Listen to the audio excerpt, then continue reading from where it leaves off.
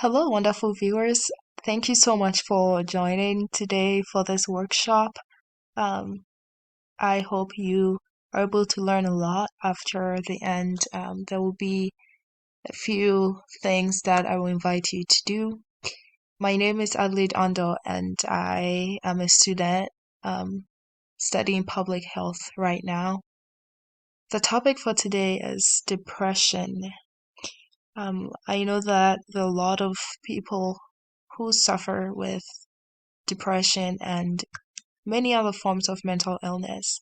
Um, I remember showing this presentation to a friend, and he suggested that I probably shouldn't put a happy face for the front slide. But I thought of it, and I told him that just because someone has this disorder doesn't mean they cannot be happy. So I guess this is my message to all of you here right now today. If you or any other person you know is suffering from any form of mental illness, that there is hope and you can still find happiness despite your illness. You can still find joy.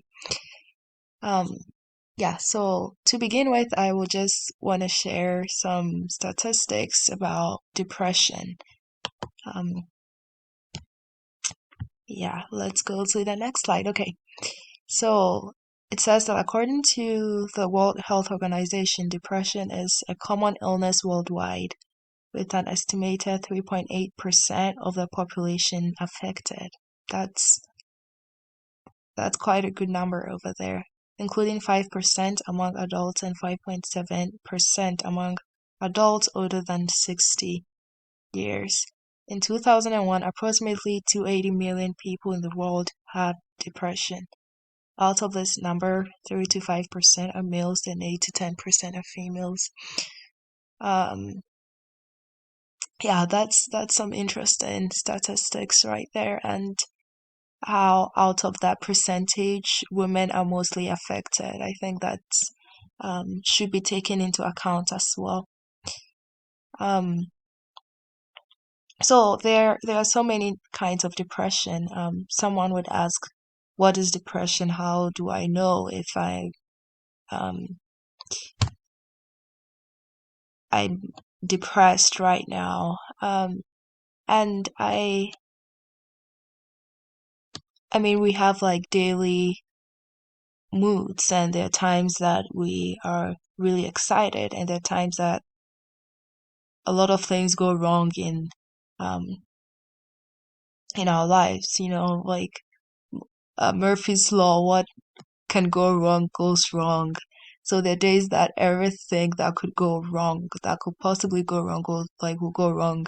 And I mean, you are human, and it's okay. It's okay to feel sad, and it's okay to be bummed about things. But if that continues for an extended period of time without any break, then you would want to have that checked.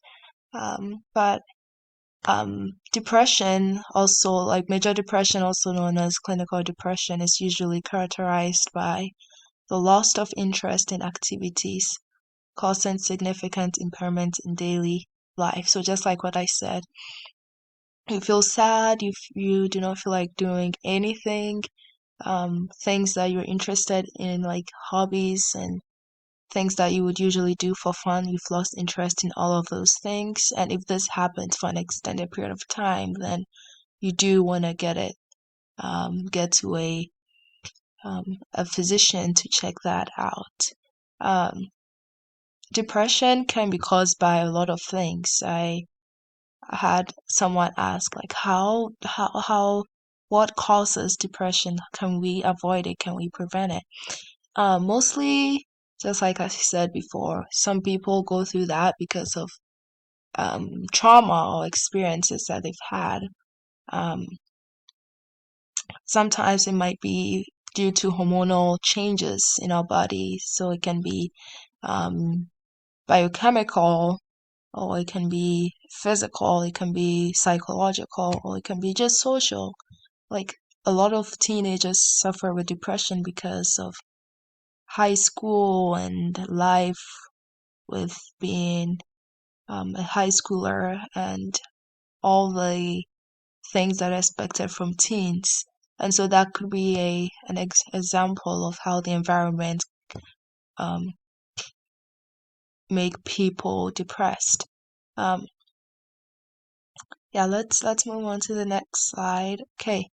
I like this little chart here. Just like I said, if you're showing symptoms for an extended period of time, then you want to consider going in and seeing the doctor.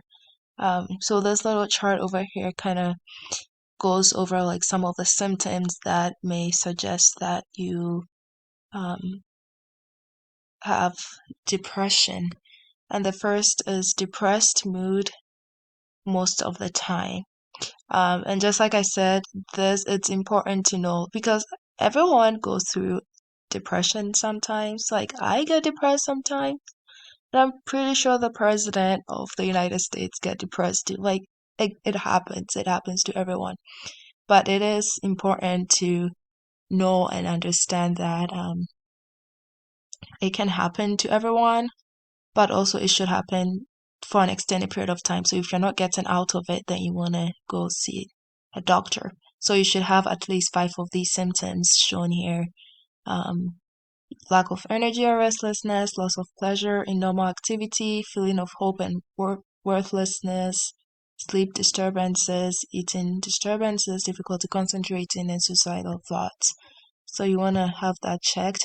There is a treatment. Oh, sorry, I just moved on to the next slide. Yeah, there's a treatment available for treating depression, and also it can be prevented. So this is a little slide that shows the treatment. You can have therapy, you can have medication, you can have additional treatment. For people who have like severe case, they would need an additional treatment. To prevent this, just learn how to manage stress. I feel like it's really hard, especially with the world that we live in right now, the competition and trying to be good enough and trying to fit in and with jobs, trying to meet deadlines. And yeah, there was a lot of pressure.